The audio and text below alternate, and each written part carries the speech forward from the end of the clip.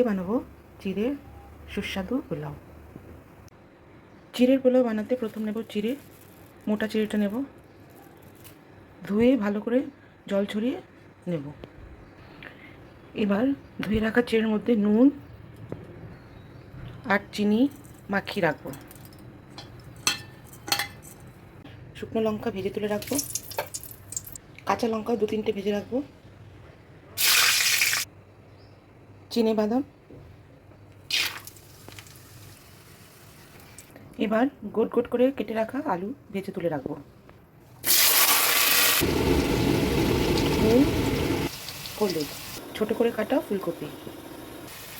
ফুলকপি ভাজা হয়ে গেছে, নামিয়ে নেব।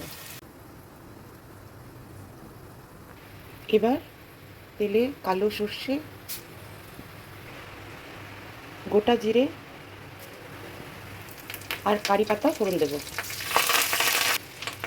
কুচনো পেঁয়াজ দিয়ে দেবো। পেঁয়াজ ভাজা ভাজা হয়ে গেলে কড়াইশুঁটি দিয়ে দেবো, একদম সামান্য লবণ আর হলুদ দেবো, কারণ সব কিছুতে আগের থেকে লবণ আর হলুদ দেওয়া আছে, সেই জন্য বুঝে অল্প করে দেবো। কড়াইশুঁটিটা একটু ভাজা ভাজা হয়ে গেছে, দিয়ে দেবো চিড়ে, দিয়ে দিলাম নুন চিনি মাখানো চিড়েটা। এবার ভালো করে সব মিশিয়ে নেব।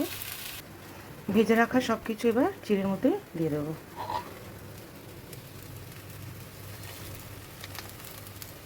আর ভালো করে মিক্স করে নেব।